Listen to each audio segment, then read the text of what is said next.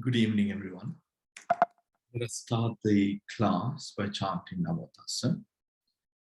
Namo Tassa Bhagavato Arahato Samma Sambuddhassa.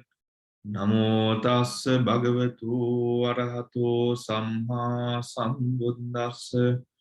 Namo Tassa Bhagavato Arahato Samma Sambuddhassa.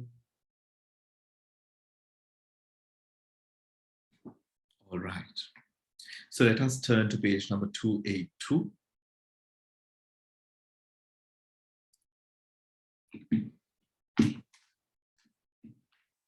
On the group, I mentioned a couple of resources and with page numbers to refer to as an aid to help further understand the different categories that have been mentioned in this chapter. So the way that these different categories have been elucidated by Venerable Lady Sayadaw is also unique and very interesting, and all offers a different light to the subjects that we have gone through within this chapter. So, so I hope that you took the time to refer to those resources and see the explanation that Lady Sayadaw offers to these different categories that arise. All right, so page number 282,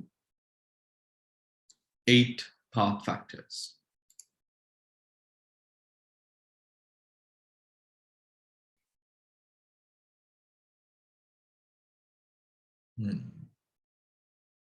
Also, I think, was it on Friday or Thursday, maybe? No, on Wednesday, I think. I posted on the group some with regards to Vedana, right?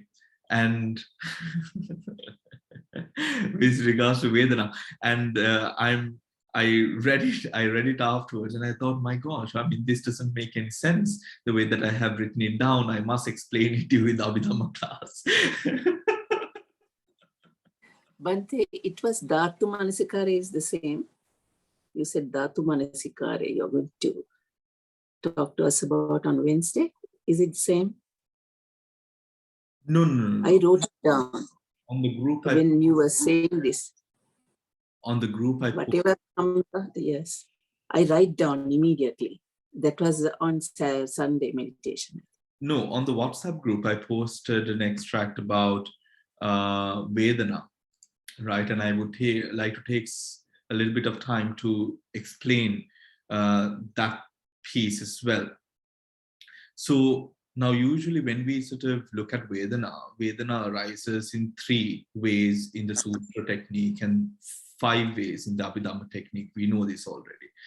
Somanasa, Domanasa, and Upekha, and Samanasa, Sukha, Domanasa, Dukkha, and Upekha.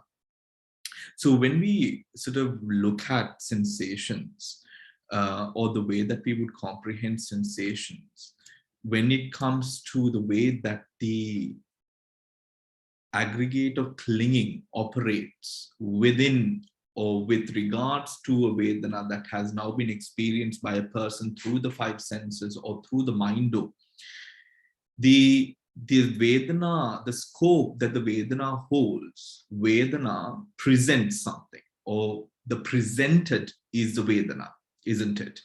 Right? The presented is the Vedana. Are you all with me? Everyone seems a little bit okay.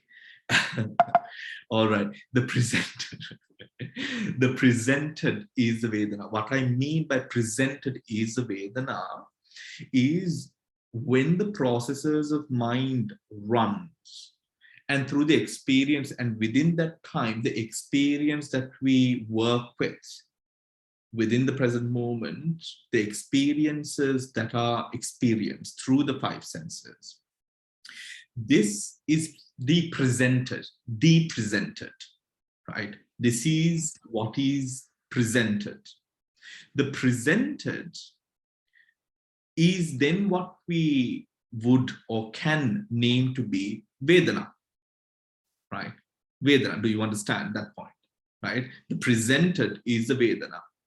Now, when we take that Vedana as the object, where did that Vedana arise from? Or rather, the hold or the scope that Vedana takes, if we are now referring to Vedana, the scope that that phenomena takes, what is that scope? That scope, right? So for example, let's say a piece of equipment is enacting a force, and the force that is enacted upon the object, right, is dependent upon the strength of the piece of equipment, right? So if it is a flimsy wooden stick, it would break, it would not be able to have that or have a strength in comparison to, let's say, a iron rod, for example, right? That is what I mean by scope. The scope of the Vedana is derived through the links that we have or has been mentioned in the 5 hindrances, Rupa, Vedana, Sanya, Sankhara, Vijnana. Whilst these 5 elements work independently, the interconnection between the 5 aggregates, Rupa, Vedana, Sanya, Sankhara, Vijnana, presents a mechanism where Vedana, which has this scope, what is that scope? The Vedana has a scope of experience. How we attribute ourselves to that Vedana is defined as Rupa Vedana, Somnassa, Domanassa, Sukha, Dukkha, Upekha. The way we attribute to that Vedana, we then have 5 categories under them. So then, when in meditation, when we come into a position where we say not or letting go of the Vedana, we are referring to the links where that Vedana is enforced or strengthened. Do you understand? The definition of the Vedana, because when the mind takes an object, the object represents a collection of Chitta, Chetasika, and Rupa. The Chitta, Chetasika, and Rupa is a unique identity of the object. So the object isn't, when we take, or when I am happy about, or when I am craving for a sensation, which I now live out my life to attain to again and again and again, this sensation, this Vedana, the unique identity that I'm actually clinging to is a composition of Chitta, Chetasika, and Rupa. So Chitta, Chetasika, and Rupa having now been sort of taken as an object, right? We do not take or attribute or go into each and every Chitta or Chetasika or Rupa, but we take an image that is manifested by that collection. So if in this very moment I am clinging to a certain feeling, regardless of it being pleasurable or not so pleasurable, the scope of that Vedana is not the mere fact of being pleasurable or unpleasurable, but pleasurable and unpleasurable is the attribution that we place to that experience which we cling on to. Do you understand? So what is the difference of that from what we have learned, or how we often perceive the position of Vedana and the importance of Vedana, or the limitations or the definitions of Vedana? We would usually see Vedana as a mere sensation, which is pleasurable, a sensation that is pleasurable. The 5 types, I don't have to repeat it again, no? The 5 types. However, what we truly cling on to is not the aspect of it being a pleasurable Vedana, but the experience behind which strengthens the Vedana to be what the Vedana is. Do you understand?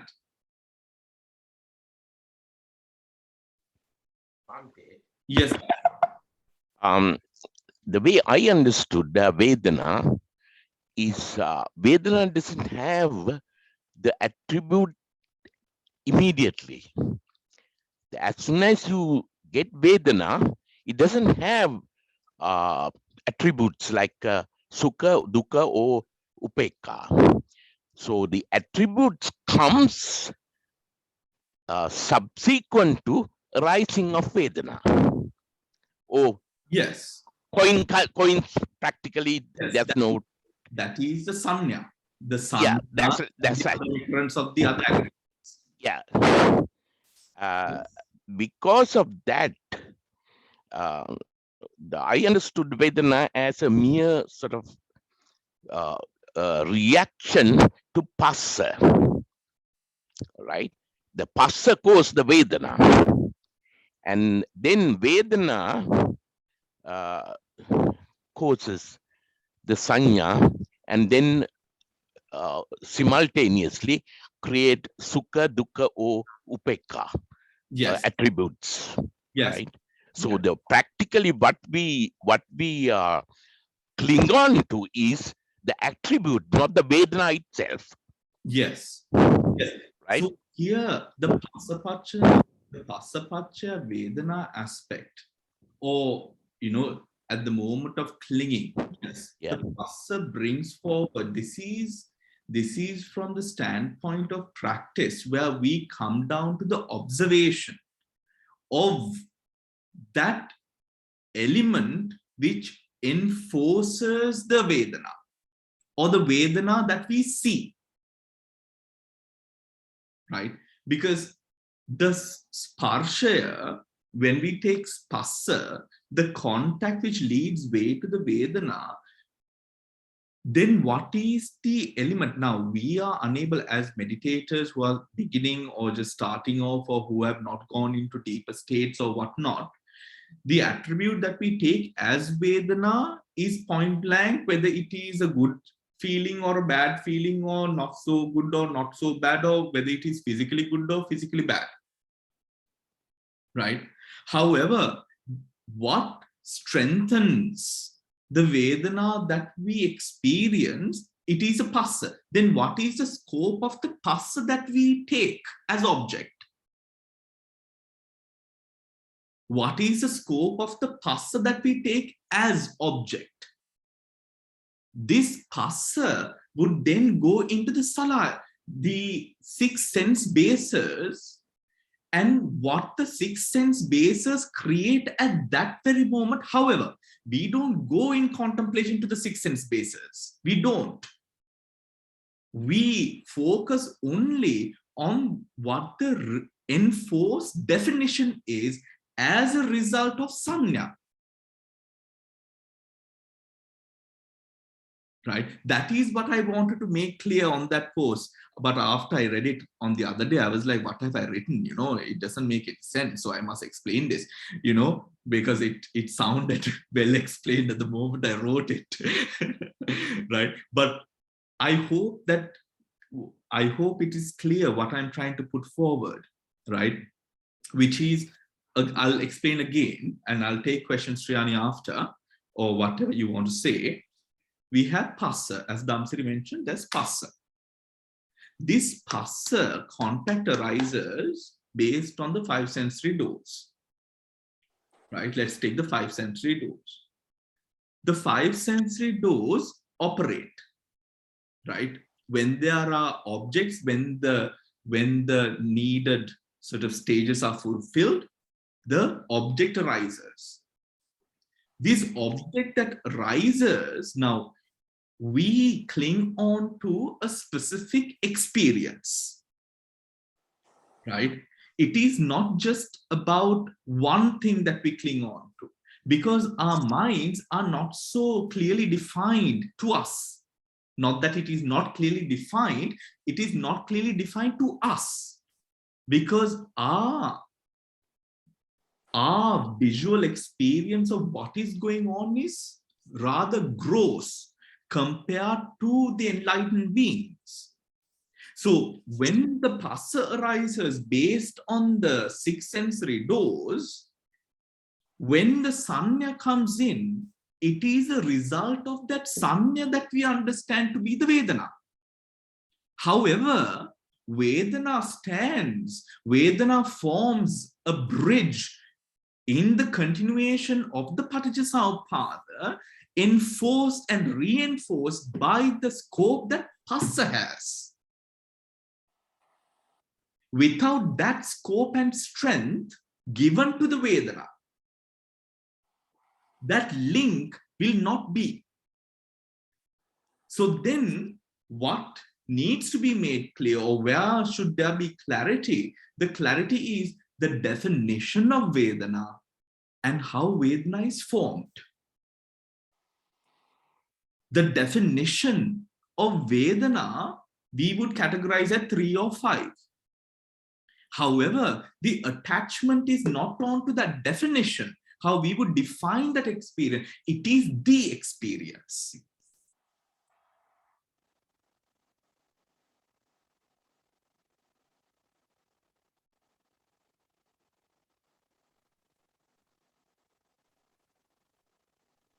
Is that clear? Bhante, Yeah. it happens so fast. How do you separate them? That's the thing. Now, in the growth person, now the definition first has to be, I believe, the definition of it and the position that it stands upon has to be sort of clear. There needs to be clarity there.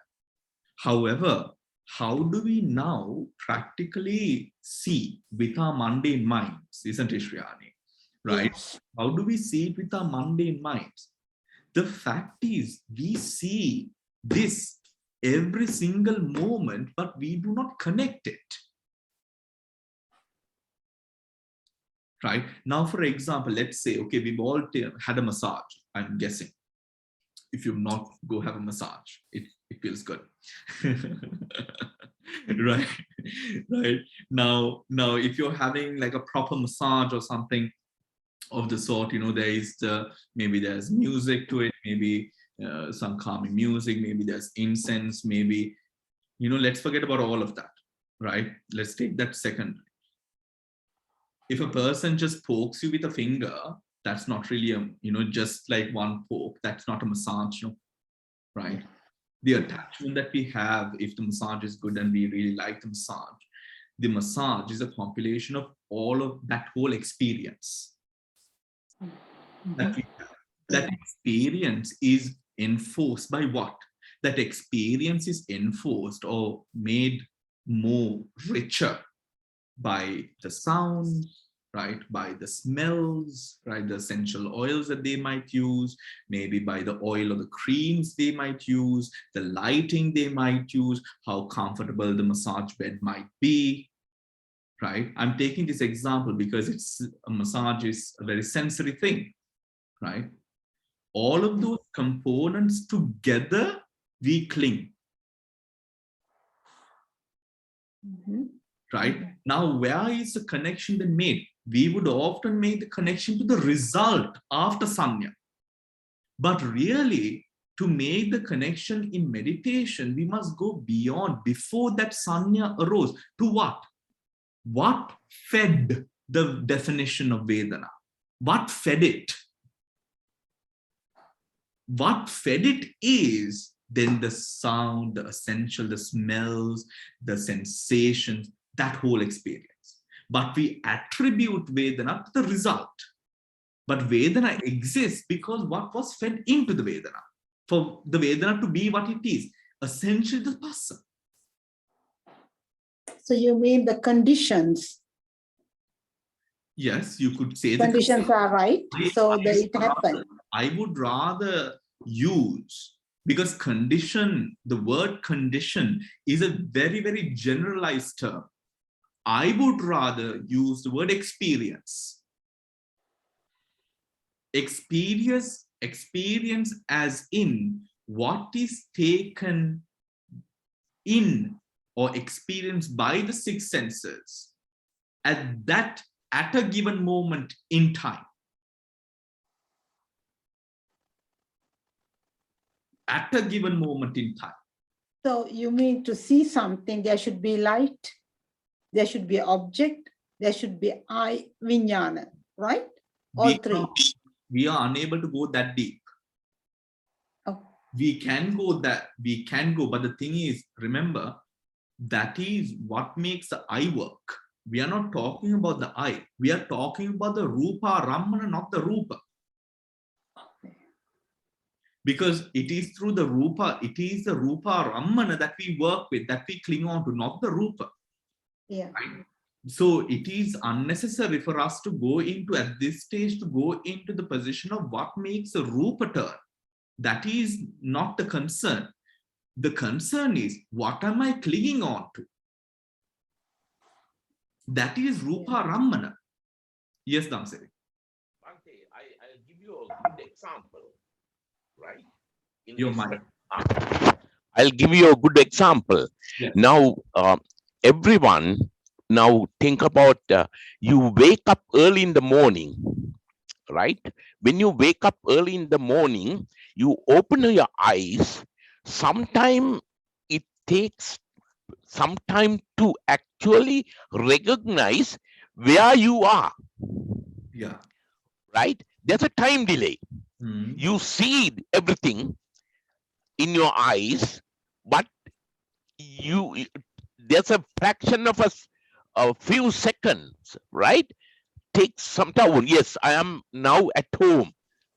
That conclusion comes a little bit later. So you have passa, and then you have vedana. The sanya takes little bit sign. Then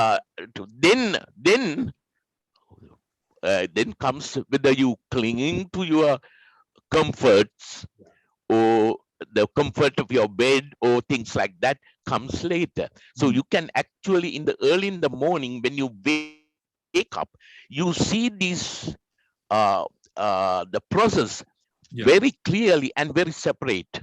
This has been actually explained in quite a number of books in philosophy books, so I think, yeah.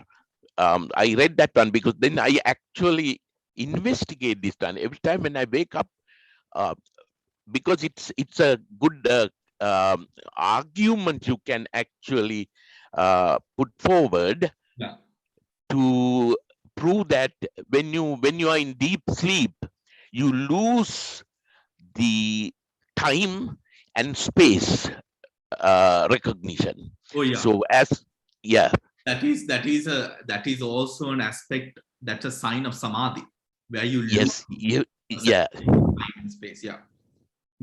And so, also Damsiri, to add into that, and what we've been speaking with all of this, is salayatane padanam karagana sparsha hatagannawa.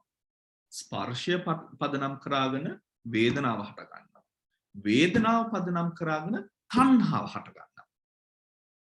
අපි භාවනා කරන මොහොතේ හෝ භාවනාවෙන් අපි ඉදිරියට යනකොට අපි උතකට වේදනාව කියලා දකින්නේ තණ්හාවද වේදනාවද?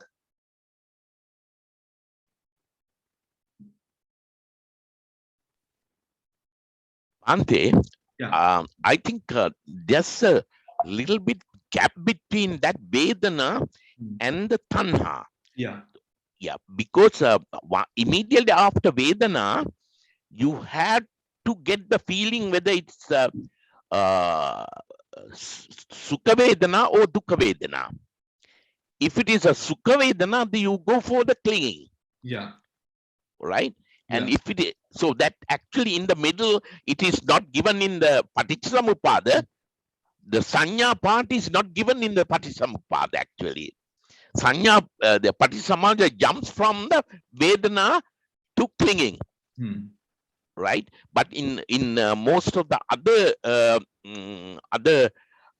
probably Madhupindika Sutra, the sanya also comes into the scene. The reason for that, Damsiri, is because it clearly mentions in the Sutra Pitaka that without sanya is, they say, there is no differentiation between sanya and consciousness.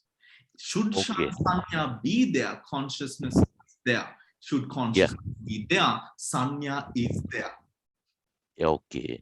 Right? Okay. So in every position, that is why if we take the Parijjasampada, the whole entire cycle, the 12 links of Parijjasampada, the reason why we can break it, which the Buddha discovered, is because of the position that sanya holds within the operation of the mind. Okay.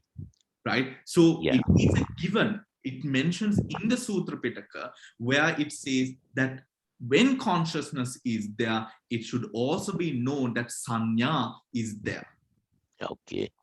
Yeah. Right? මොකද සංඥාවක් නැතුව අරමුණක් ගන්න බෑ. Mm. අරමුණක් නැතුව මනස චිත්ත පරම්පරාව ගෙනියන්න බෑ ඉදිරියට. මනස චිත්ත පරම්පරාව ඉදිරියට ගෙනියන්න බැරි වෙනකොට ජීවිතින්ද්‍රිය නැති වෙනවා.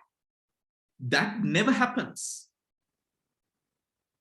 That never happens. The only position where Jivitindriya discontinues is in the position where one attains enlightenment.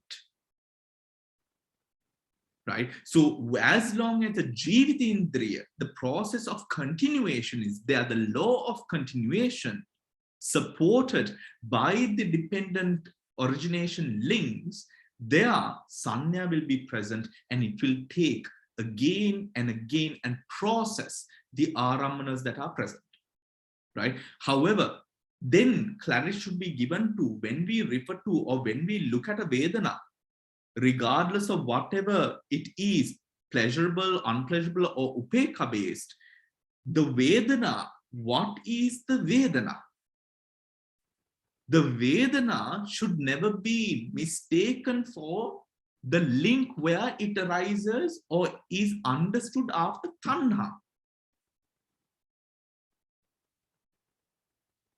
Right? Because remember, in the Chitta Viti chapter, we spoke about the different places the mind arises. Right? And we understood the mind does not, for example, like the biochemistry that we learn of the body, of how data travels, that is not what Buddhism represents, right?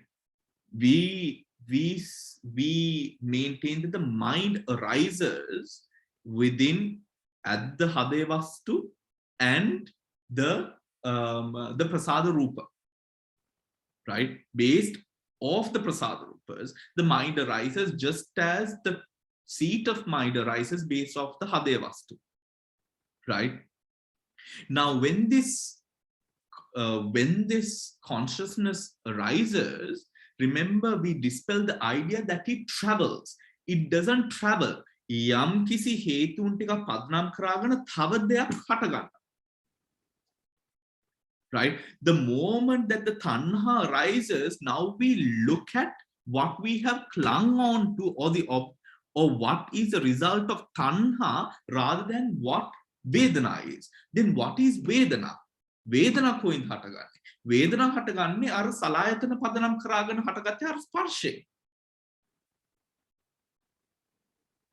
Right? So, for example, if you're sitting in meditation and you are now comprehending the Vedana and the attachment, if you go further and you're looking at the tanha of the attachment, which you should not be doing in the first place. But if you are doing that, now the tanha is after the sanya has come in together with your tanha. Now you're looking at something else other than the actual Vedana. The actual Vedana is the experience of that specific moment. Right? Now, this is, I would completely understand if some of you are not getting it is only just, I mean, it's another example.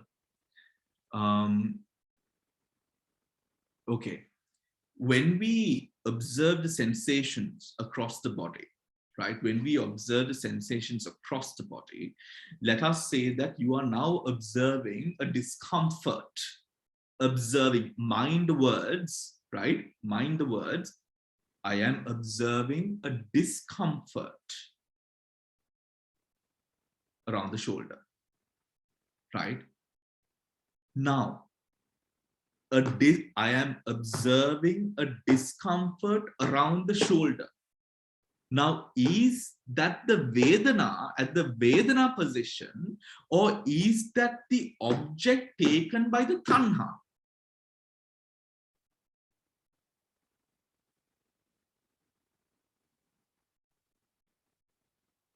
If it is the object taken by Tanha, already there is either passion towards the object or friction to dispose of the object. If it is the Vedana, this part doesn't arise. Now, in the position of Vedana, that sanya resulting from after the Vedana does not arise. Now do you get it? Right? So at the position of Vedana, what happens is a sense of openness with regards to the experience. So what we observe is then the fact of experience that is present at that moment when the discomfort might arise. Do you understand those two? Does it make some sense?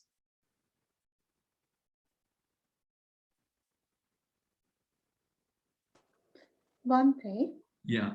when I am meditating, when I get that kind of pain, what I don't know whether I'm doing the right thing, I look at the pain through the elements.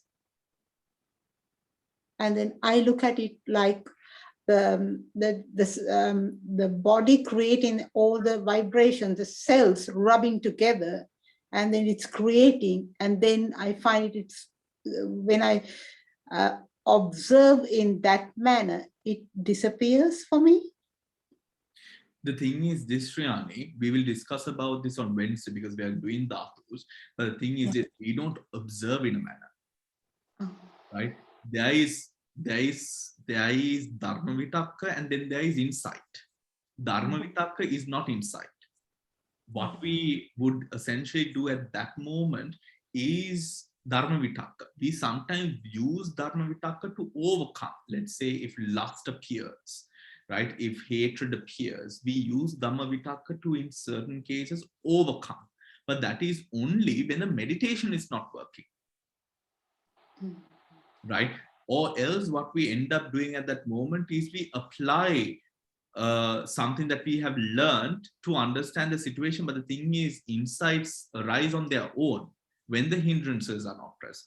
But let us discuss that part on Wednesday, right? Let us discuss that part on Wednesday. But here, what my intentions are to sort of bring out this part is to establish that there is Vedana can be understood under the guise of Tanha. Vedana can be understood under the guise of Phassa. And Vedana can be understood as Vedana. So that means at the Phassa itself, Phassa Nirodha, you look at the Phassa Nirodha? No. How do you do that? No, we don't look at Phassa Nirodha we don't look at Phassa Nirodha for Vedana, right? We don't look at Phassa Nirodha for Vedana. What we try to do is we observe the Vedana as that moment's experience rather than the definitions that we would often come to with regards to whether the Vedana is pleasurable, immeasurable, or whatever it is. Now what we would often then find ourselves doing is we have a definition, right? I mean, everybody's on this planet. If they've not lived under a rock, they would know that there is something called Somana, something called Somana. So there is something called Domana. So there's something called Sukha. There's something called Dukkha. And there's something called Upekha, right? Everyone would know this. But the thing is, now we attribute Vedana to Somnasa, Domnasa, Upekad, Sukha, Dukkha. Do you understand? Yeah. The attributing, when we attribute it, the Tanha has already arisen. Yeah. Right? And then there is a Vedana. That is why I went on to say the scope of where or how Vedana is enforced or Vedana arises. That arises as mentioned in the Paticcasamuppada is Spashya. Right? Is Sparshaya mature vela. Oh. Vedanaවක් බවට පත් වෙන හේතුවෙන් තමයි තණ්හාවක් හටගන්නේ. Oh. ඒත් අපි දැන් මේ වේදනානුපස්සනා භාවනාව කරාගෙන යනකොට අපි වේදනානුපස්සනා භාවනාවේ බලන්නේ තණ්හාවද වේදනාවද? අපි බලන්නේ වේදනාව. ඒ වුණාට අපි තණ්හාව අර පටිච්චසමුප්පාද සයිකල් එකේ තණ්හාවෙන් දැන් තේරුම් ගත්ත දේ තමයි ඔබ්ජෙක්ටිව් වශයෙන් ගන්න. So then we have to come a step back to observe the Vedana at the position of Vedana.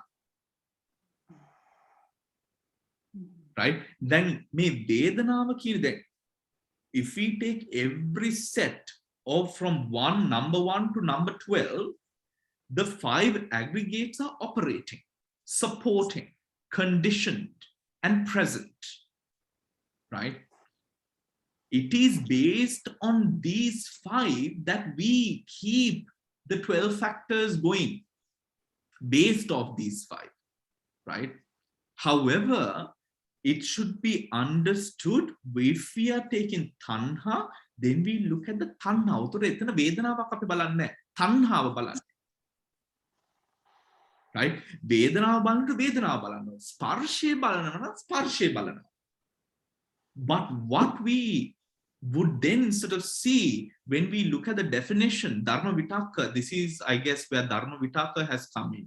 Here, where now we see Hari, Somanasa Kila Vedanavak තියෙනවා. උතර සෝමනස්ස වේදනාව කොහෙද තියෙන්නේ? සෝමනස්ස ගුණේ ගමම වේදනාවේ තණ්හාව තියෙනවා.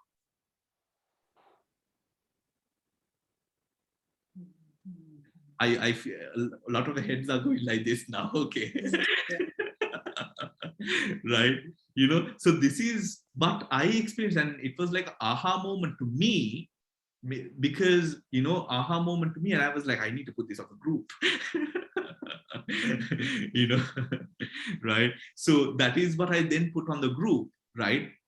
Because the moment that we bring in the definition, which we learn, right? Which is a basic definition of Vedana. But the thing is, the definition is relating to a result. A definition that can be understood by a person who craves. Because if a person does not see craving, he will not understand the definition. It is only the person who would then crave, and that is us.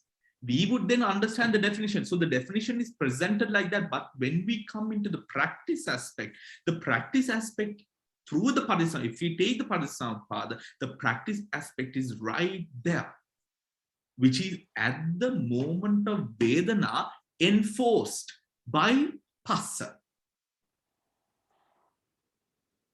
Enforced by Phassa.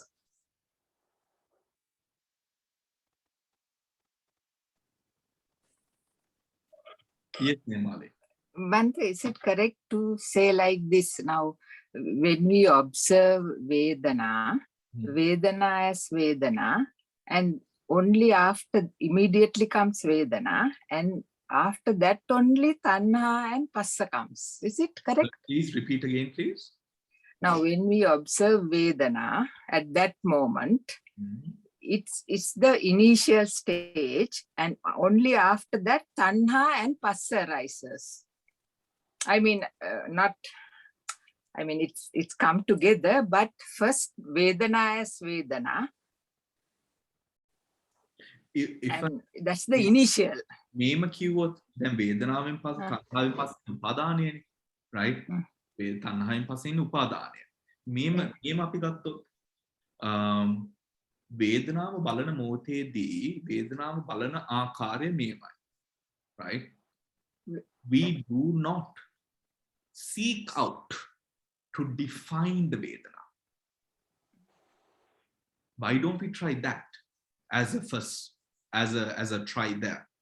We do not now, the moment a Vedana arises, we want to know. It almost happens instantaneously, isn't it? I mean, think about it. It happens almost instantaneously. But what we are, the aspect where we first taste samsara in our being is tanha. Right? The first taste that we have, look at the Parijasampada, the first taste where we start lusting for samsara and everything that samsara has to offer is at the position of tanha. ඉන්න ඒ තණ්හාව පදනම් කරගෙන තමයි අපි වේදනාව අරමුණක් වශයෙන් ගන්න. So if we now try this, let's not define the Vedana, but understand the Vedana.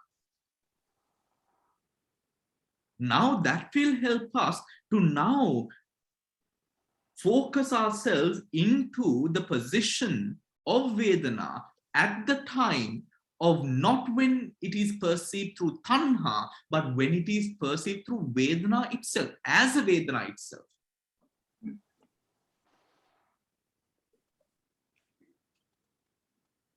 So Bhante, that means Vedana causes crave to get rid of the Vedana. Vedana So that is why we have the domanassa, somanassa, all that. So you mean the Vedana causes crave to get rid of the Vedana. So Right. therefore, so that causes domanassa, somanassa, anxiety, right? That because that derives from the greed. Attachment to the experience. Yeah. Causes Cause the I see. Mm-hmm. right? Yeah. Yeah, attachment to that causes that grief.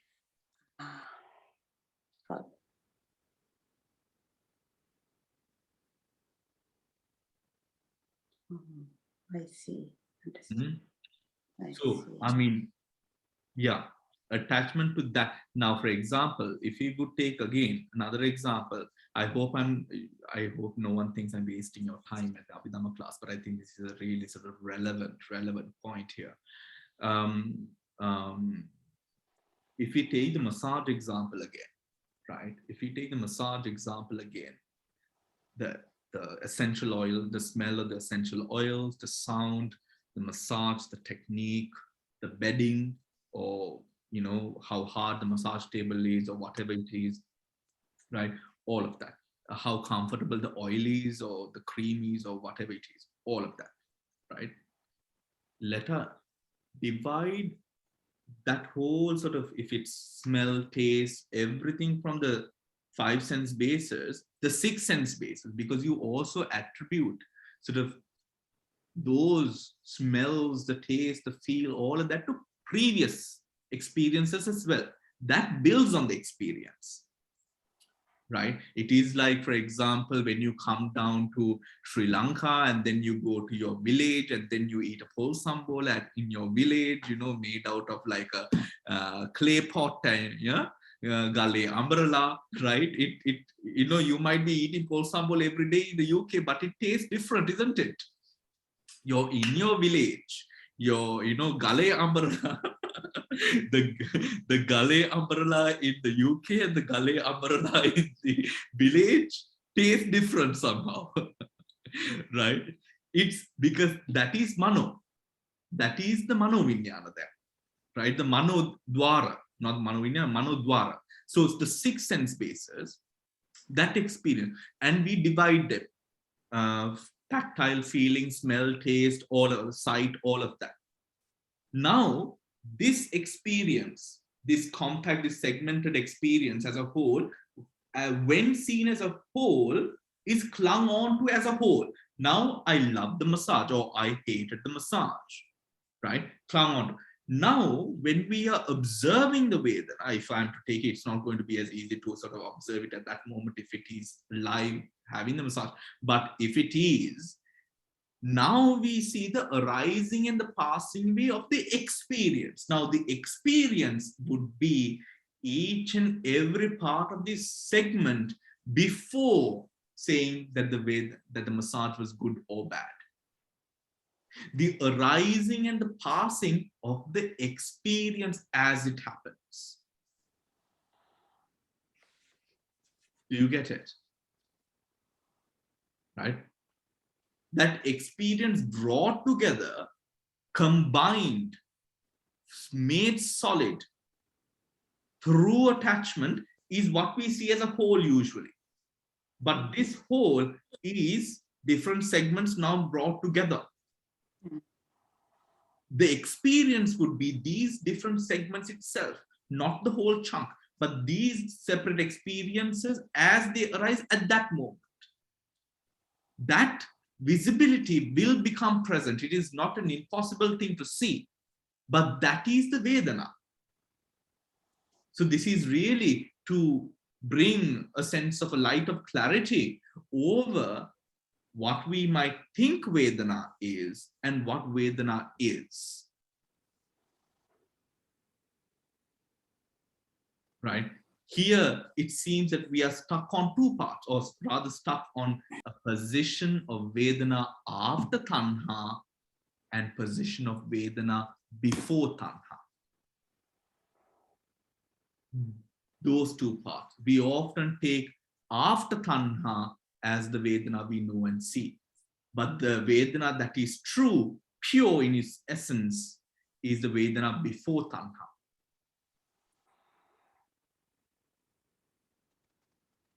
Okay. You can go through the recording as well, I think. And then we can talk about it later as well, I think. So Bhante, so when you are having Vedana, you have the anxiety, wanting to get rid of it, wanting it to go away. I think that is an unnecessary burden brought about Exactly. Vitakka. Oh. දැන් මේ වේදනාව අතරින්න ඕනේ කියන දේ අපි දන්නේ ධර්මයේ දන්නේ හින්දානේ. No, Bhante. With experience, you feel it. It's in you. වේදනාවක් අතරින්න ඕනේ කියන දේ. Right? වේදනාවකට ඇලෙන්න හොඳ නැහැ කියන දේ අපිට එන්නේ ධර්මයෙන් හින්දා. වෙන කවුරුත් කියලා දීලා නැහනේ. බුදුහාමුදුරන්ට කලින් හිටපු විෂ්ණුවත් ඒක කිව්වේ නැහැ. Right? ඒක අපි දන්නේ ධර්මයෙන් හින්දා. Right? ඒ ධර්මය උතට ඒක apply කරනම් උතට එතන ධර්ම විතක්කය. ධර්ම විතක්කය apply කරනම් උතට ඒක insight එකක් නෙමෙයි. It is applied thought.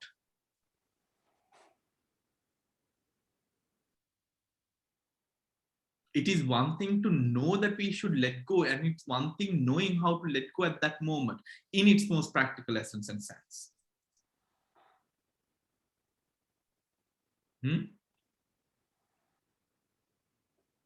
Why don't we take the night, give it a day, right? Think about it. You can also listen to the recording again, right? But I think, this is, I believe that this is a very important part of our practice, right? And it brings to light, and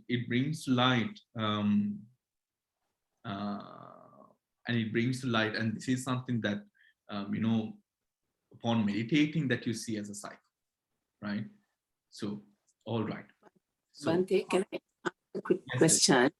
So when we are meditating, sometimes in a position, then sometimes your leg will start hurting or something.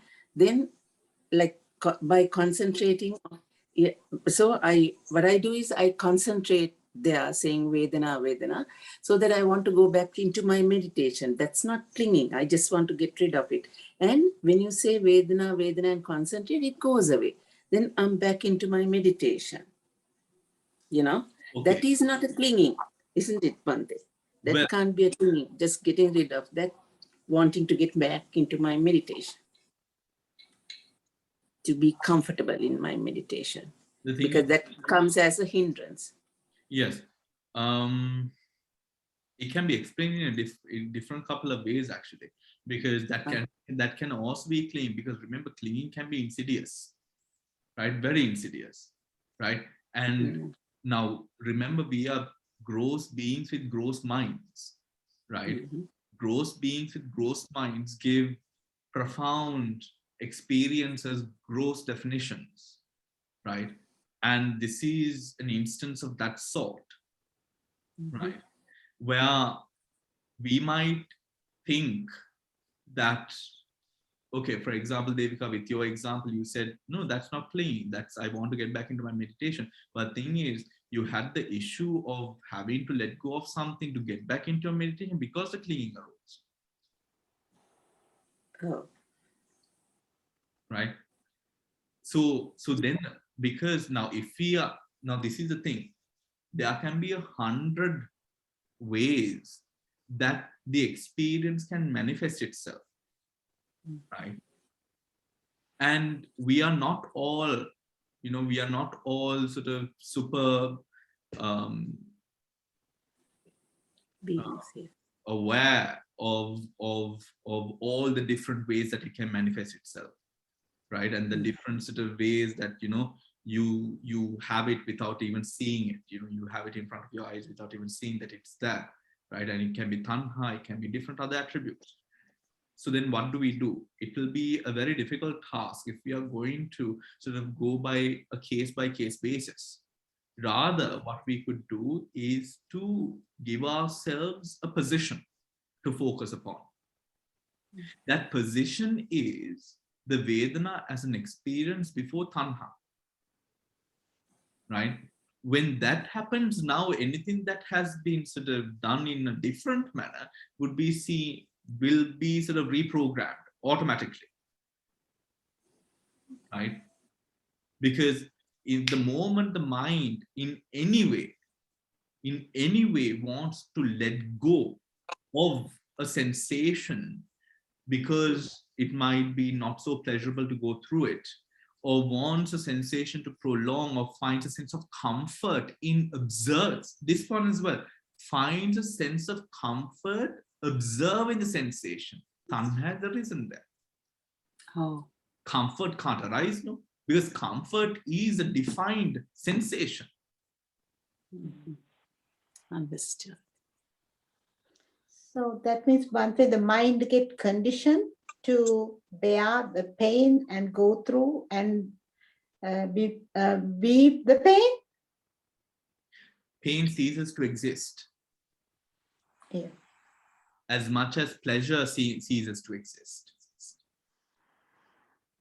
Right? If the person comes into this position where now the definition of the sensation of the experience is not that which is sought out for, rather the observing, the basing of mind to observe at the present, in the present moment, to observe the position of Vedana or the arising of Vedana as it does, Vedana will disappear. Yeah. It comes and goes, it comes and goes, and it stays there, it comes and goes, it comes in waves, and then it, yeah. Yes. Yes, I understand.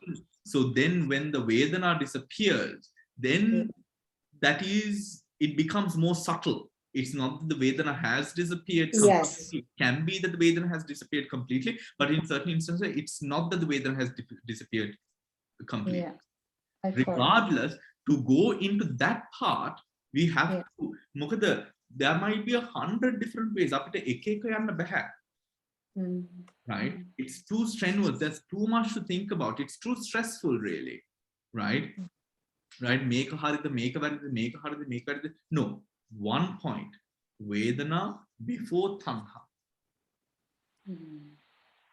Right? And everything, if there was something to be corrected, that will automatically get corrected. You don't have to worry about it. Yeah. Right? So we'll give it a day or so. And anyways, because we are doing so those of you who do not know, we are doing a class this Wednesday. And that class, we are going to be discussing Dhatu Mansikara. Right? And I will be bringing resources into the class for us to go through and discuss. All right, shall we get down to the Eightfold Noble Path? Okay, Eightfold. Yes, page number 282.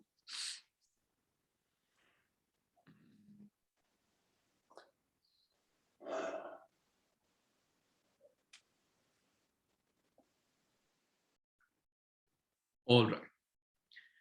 There are 8 path factors: right view, right intention, right speech, right action, right livelihood, right effort, right mindfulness, right concentration. Guide to verse 30. Of the 8 factors of the Eightfold Noble Path, Noble Eightfold Path, right view is a Chaitasika of wisdom, exercised in understanding the Four Noble Truths, right? Exercise in understanding the Four Noble Truths.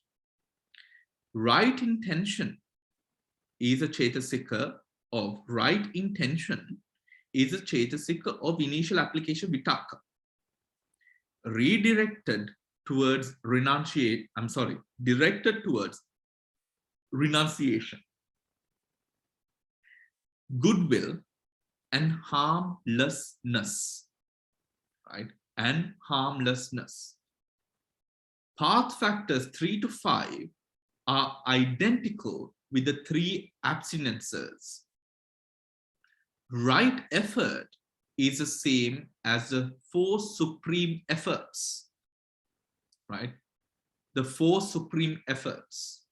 Right mindfulness is the same as the 4 foundations of mindfulness. Right concentration is defined in terms of the 4 jhanas of the Suttanta system, right? The 4 jhanas of the Suttanta system. So if you calculate how many of them are there, 37 in all, right?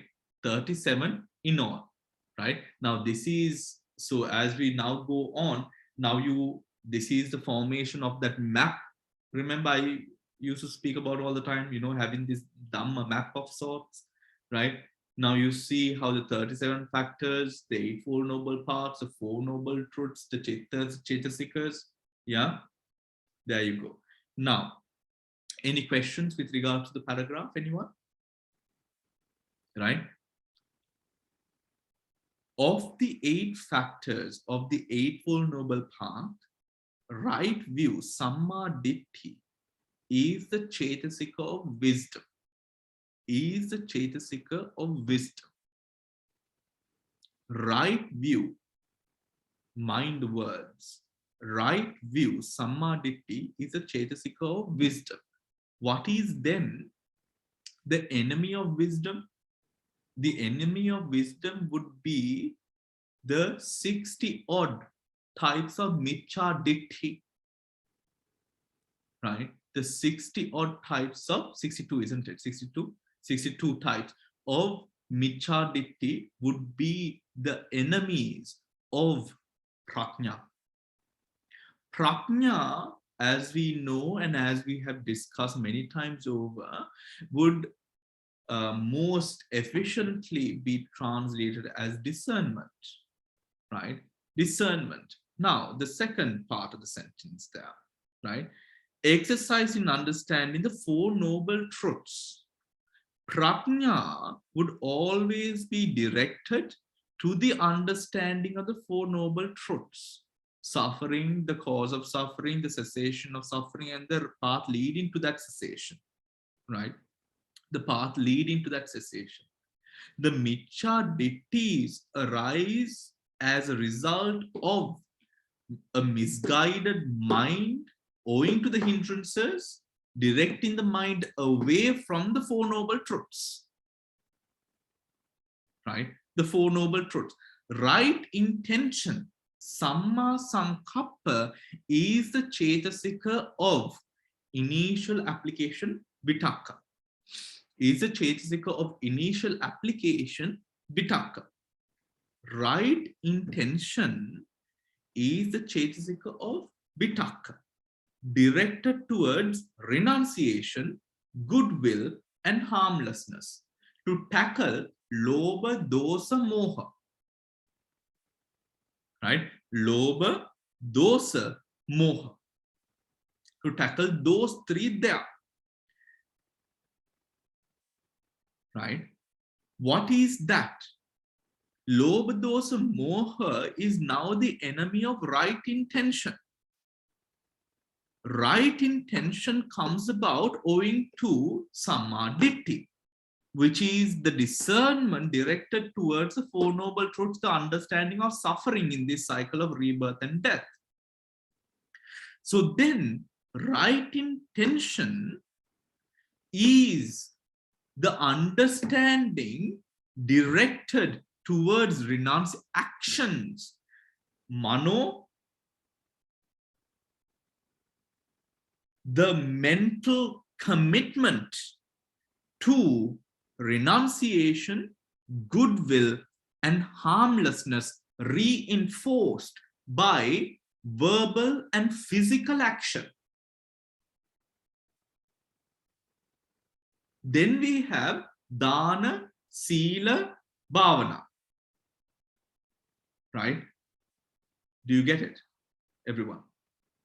Right? Reinforce. Right? Now the reinforcing here, right intention, samma sankappa is a chetasika of initial application directed towards renunciation, goodwill, and harmlessness. Path factors 3 to 5, which is right speech, right action, and right livelihood, is sila. Right? Reinforcing that which has been brought into the consciousness stream from samma ditthi. Right? Dharmaya dannawa, e dharmයෙන් ජීවත් වෙන්න මනසේ ශක්තියක් නැහැ. මොකද සීලේ බලය නැති හින්දා. When sila reinforces, what it essentially does through body, speech, and mind, reinforces what? Samma ditthi. Hence, now samma sankappa cultivates, becomes stronger, allowing the establishing of sila to be present. Sila, when it is present, is a protection. Dhammo have rakkati dhammachari. Is a protection. Protection from what? Protection from harm of the world. We spoke about debt, we spoke about enemies, we spoke about all of those different harms physically. Then harm brought about by the hindrances. That is also reduced. How? Mokada, you might have a hindrance, but you're not enacting upon the hindrance that has arisen. Right? Then we have, is that clear, everyone? Right? Then we have path factors 3 to 5 are identical with the 3 abstinences. Right? Right effort is the same as the 4 supreme efforts. Right effort is a conviction that we have towards now what we know. Do I believe it? Do I believe it enough to work in its favor, to progress upon that path? That is samma vayama. Right? That is samma vayama. That is a conviction that we have to the practice. That is what we measured on Saturday and Sunday through the Indriya Bhavana. Right? Through the Indriya Bhavana. Now, then we have right effort. Make a mental note or note anywhere. Now this, just put a star on it, right? This is also a resource for the Indriya Bhavana, right? Remember we discussed, okay, how do you take Shraddha as an object? How do you take Virya as an object? How do I take Prajna as an object? Now you know what the objects are. Yes? Is that clear, everyone? Okay. Now, okay, right effort is the same as the 4 supreme efforts. Right mindfulness is the same as the 4 foundations of mindfulness. The 4 foundations of mindfulness. Right concentration is defined in terms of the 4 jhanas of the Suttanta system. Now, although here it specifically talks about the jhanas, remember that there is something called a vidarshana samadhi as well. And also remember that when we experience enlightenment 4 different times, we experience the said enlightenment path factors through jhana. Remember, that is why we have the 8/40, the Lokottara, the 89, the 121. The 89, those 8 is only for the sake of clarity. Those 8 does not arise in that way. It always arises through a jhana. Why? Hindrances, vidarshanaveng, hindrances yatapat wenama. Hindrances yatapat vunama manasa ekagata bhavayකට පත් වෙනවා. ඒකාගත භාවයට පත් වුණාම විදර්ශනාවේ උපකාරයෙන් ධානයකට පත් වෙනවා. ඒ ධානයෙන් තමයි අපි ඒ path factors experience කරන්නේ. Is that clear? Right? That the 4 jhanas according to the sutra technique. Any questions, anyone? Yes, Devika. I was you very nicely explained it. That's what I was saying to myself. All right, thank you. I agree with Devika. I agree with Devika. Thank you, Bhante. Okay. A clarification. I'm just having a good day. You know, I became an uncle yesterday. Bhante, can I ask another question? Yeah. In here it says 4 jhanas, right? And quote D22. Is it the samatha jhanas they are talking about? Sutanta. See, Sutanta system. So okay. Sutanta technique ke anu kata karana. All right. Okay. Yeah. That is why they're quoting that there. All right. Okay. Yeah. Also remember, these chapters that we are going through are more linked to the sutras than the Abhidhamma. Okay. Right? That is why they're quoting the sutra there, Digha Nikaya 22. Yeah. Okay. So as Abhidhamma students, then we can understand as 2, 4 or 5. Okay. Right? Okay. A clarification, verse 31. Any other questions, anyone, before we move on? All right. A clarification. Here, by the 4 foundations of mindfulness, right mindfulness alone is implied. By the 4 foundations of mindfulness, right mindfulness alone is implied. Similarly, by the 4 supreme efforts, right effort is implied. That is clear, no? Right? That is clear. Verse 32, by way of states, the 7-fold compendium of the 37 factors is composed of these 14 states considered by way of their intrinsic nature: desire, consciousness, equanimity, faith, tranquility, zest, right view, intention, effort, the 3 abstinences, right mindfulness, and concentration. Right? Chanda, chitta, upekka, saddha, passaddhi, piti, samma ditti, samma sankappo, vayama, samma vayama, virati, samma sati samadhi, samma sati and samadhi. Right. By way of occurrence, verse 33. The analysis of these 37 excellent factors is as follows. 9. Intention, tranquility, zest, equanimity, desire, and the 3 abstinences. Right? And the 3 abstinences each occur only once. only once. Energy occurs 9 times. Mindfulness 8 times. Concentration 4 times. Wisdom 5 times. And faith 2 times. Right? Now what? Okay. Right? Now what they are talking about is the Geeta looks a bit scared. Right.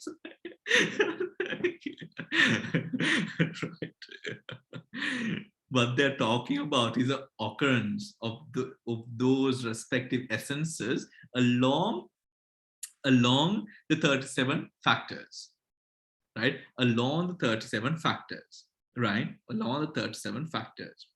All these occur in the supramundane, except at times intention and zest in the mundane.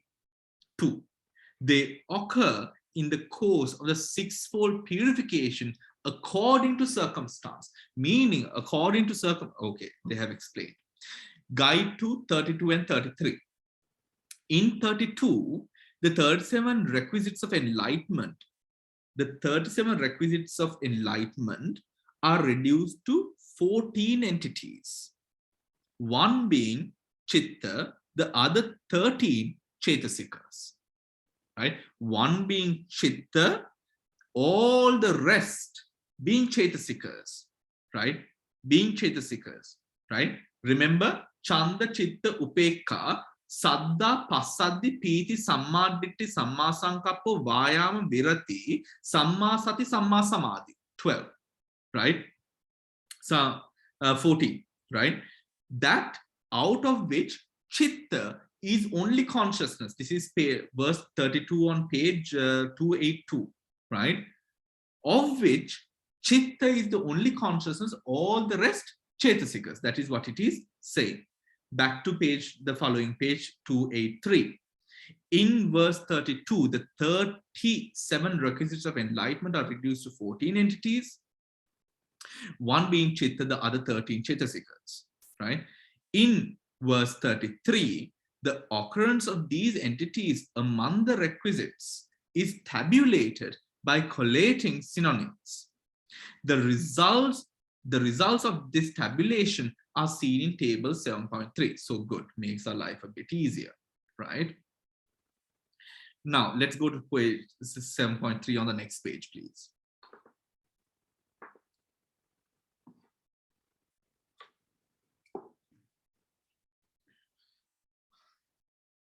All right.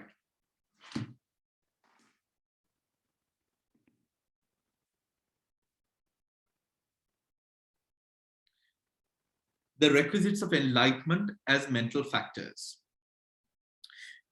Now we went through that bit, which was a little bit frightening, right, with the numbers, right? Now this is the table for that, right? This is the table for that. Energy. In total, right? Energy in total 9 times arise, right? Where does it arise?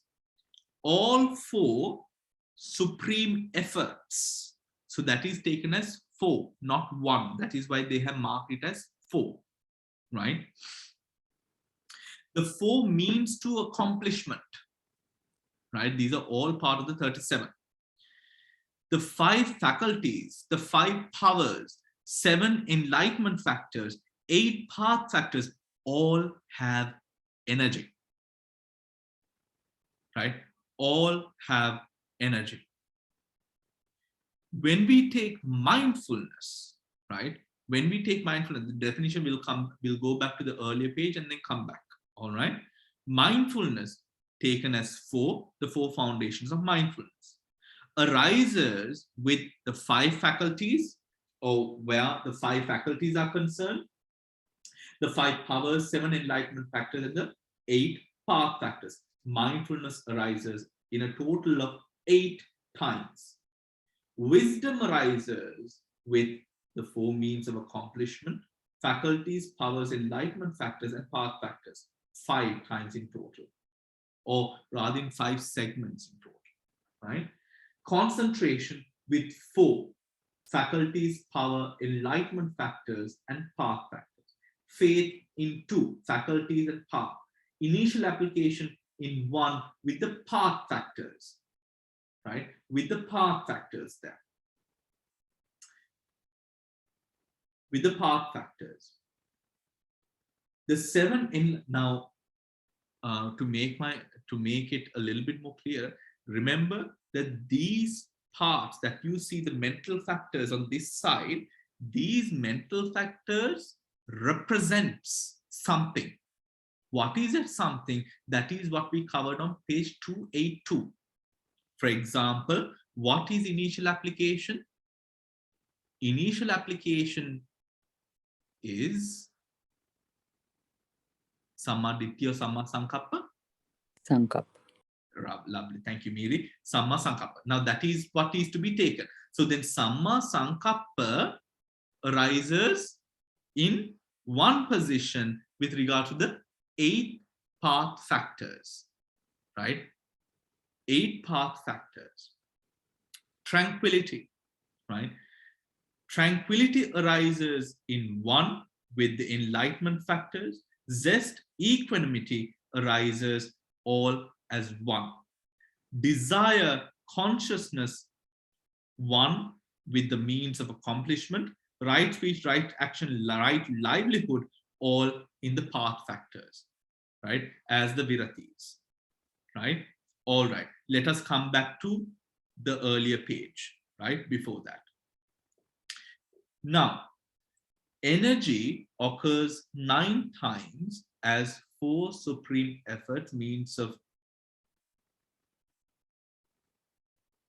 right? Let's just read that. Energy occurs 9 times as 4 supreme efforts, means of accomplishment, faculty, power, enlightenment factor, and path factor. Mindfulness occurs. So this Chetasika occurs this many times within that hierarchy of the 37 factors of enlightenment. Simply that is all it's saying, right? Don't confuse yourself. There's nothing to get confused, right? Mindfulness occurs 8 times as 4 foundations of mindfulness, faculty, power, enlightenment factor, and path factor. Concentration occurs 4 times as faculty, power, enlightenment factor, and path factor.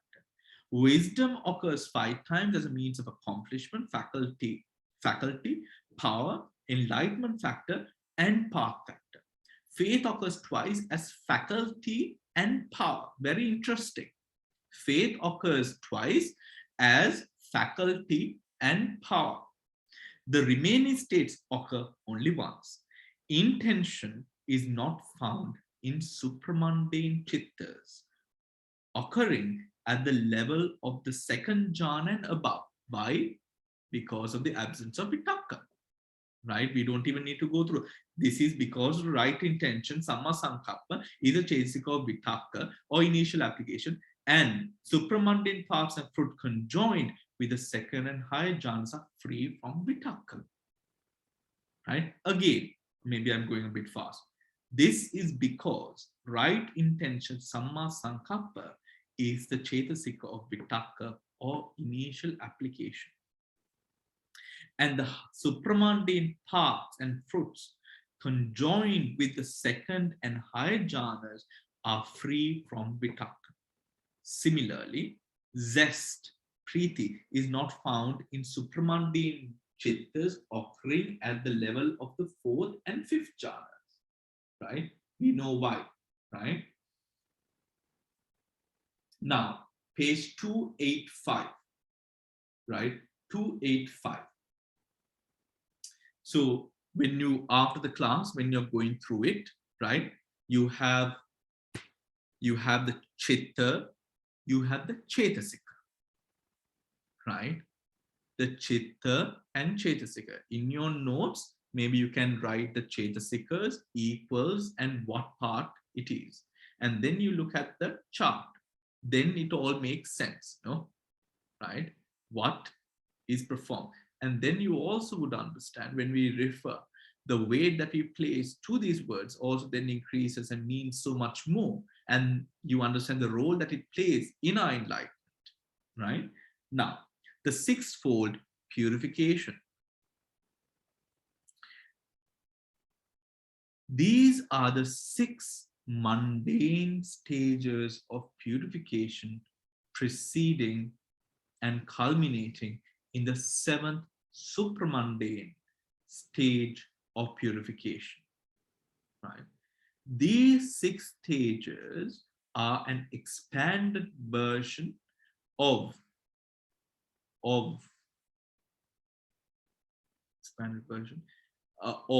the more common threefold division of the preliminary path into virtue, concentration, and wisdom. The 7th stage is the attainment of the supramundane path. The 7th stage is the attainment of the supramundane path. In the six mundane stages of purification, the 37 requisites of enlightenment are found in various combinations according to circumstance. According to circumstance. In the 6 mundane stages of purification, the 37 requisites of enlightenment are found in various combinations according to circumstance. Right? According to circumstance. Right. According to circumstance. Meaning, when it comes to the 6-fold way of purification, owing to circumstance, certain beings, the path that they follow towards enlightenment can vary and can be different. Right? Can vary and can become different. For example, now we know of instances where sila has become predominant. Right? Sila has become predominant. For some, virya becomes predominant. For some, prajna becomes predominant. Right? Now, when it is not to say, it is the word predominance that is used, because it is not to say that when these factors become predominant, the rest is useless. But basically to mean, this is the factor that spearheads your journey in enlightenment. Right? Your journey in enlightenment. And it really depends on the composition, the karmic energies, the prior training and practice, the paramitas that we have culminated in samsara, and the practice that we have today as well. Right? Hence, it mentions that it is according to circumstances. Okay? Right? So I think that's a lot for today. Right? Yes, Shani.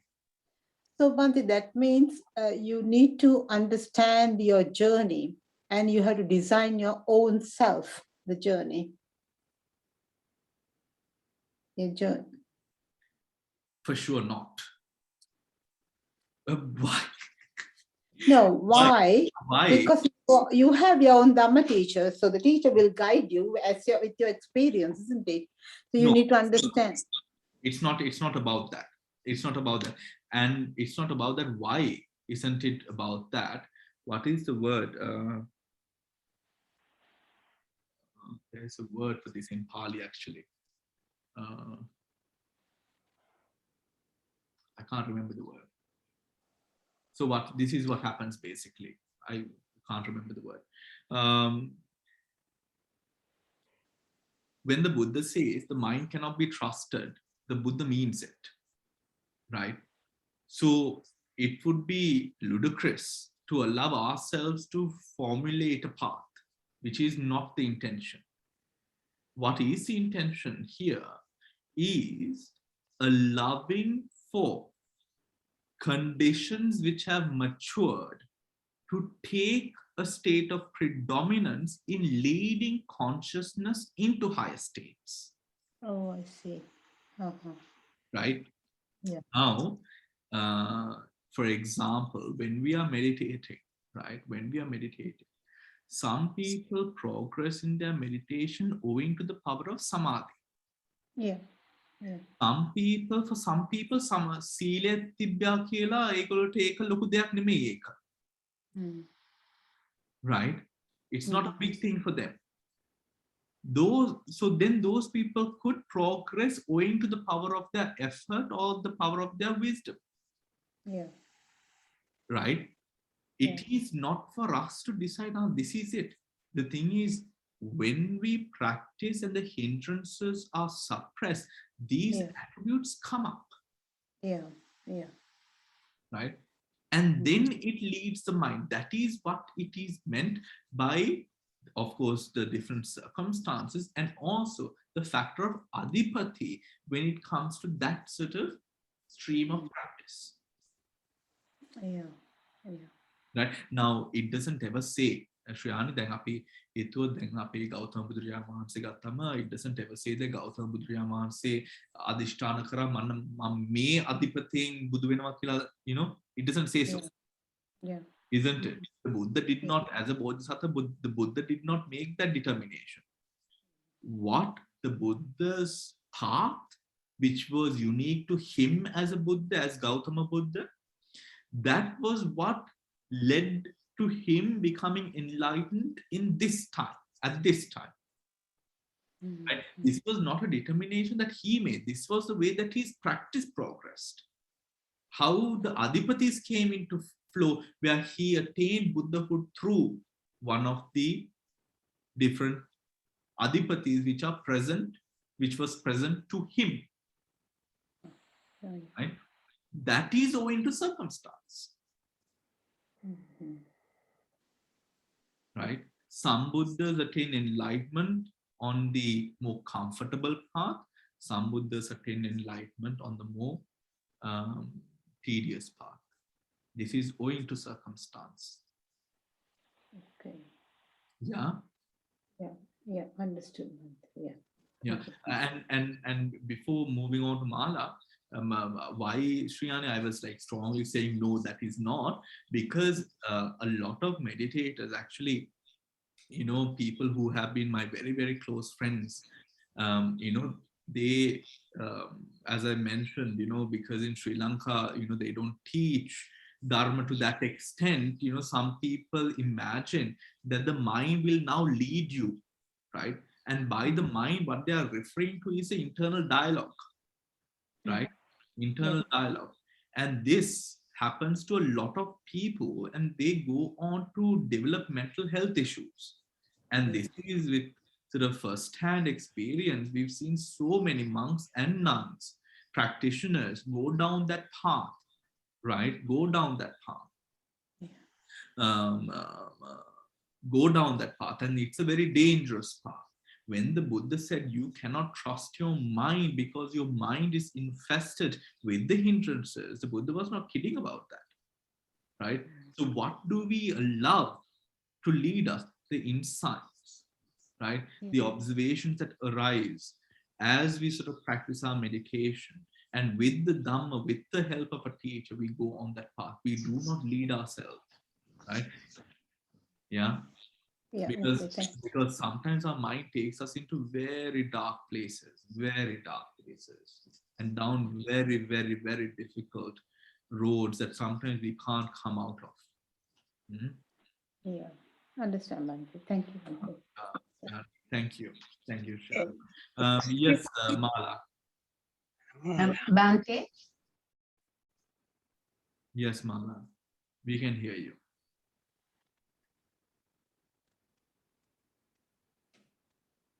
Bhante?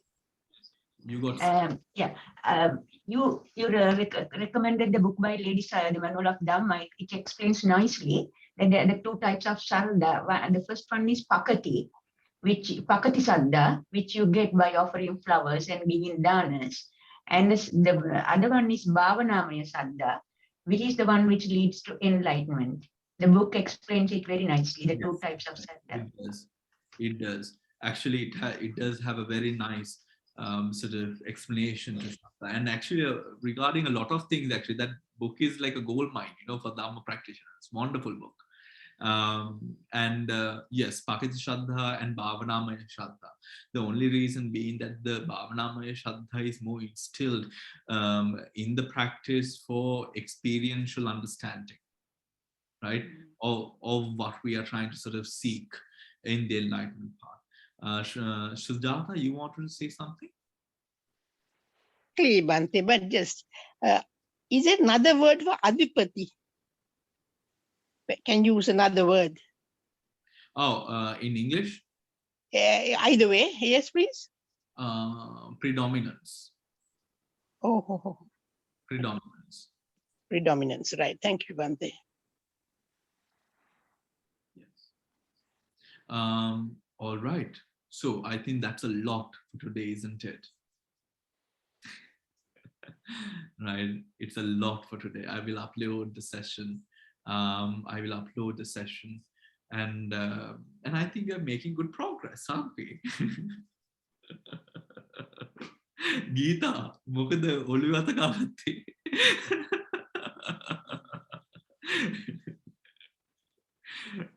All right. So I think we are making really good progress, and maybe we are, I don't know, it just seems like a lot is actually we are discussing and going through so many sort of different aspects and divisions. And I understand that, if some of you are feeling a little bit overwhelmed, but the recordings are there, you can revisit it, and actually. So all right, so I will see you on Wednesday, right? I will see you on Wednesday, and we will be discussing Dhamma Center, and you're most welcome to sort of invite other people to come and sort of be a part of the discussion and all of that as well. It'll not be practice, it will be theory, but we will be not only focusing on sort of one aspect of one book. What I hope to do is to focus on the Vishuddhimagga, and the Vishuddhimagga, because it lays down a clear path, and also some other books from Burma and Sri Lanka to sort of come into, to sort of understand it with different sort of words and ways that different teachers have versed it. Yeah. So, and I think, we are in good order, and have a wonderful rest of the night. I will see you on Wednesday. All right, they're on Sunday. Everyone Sarna Bhante. Everyone, Sarna. Thank you.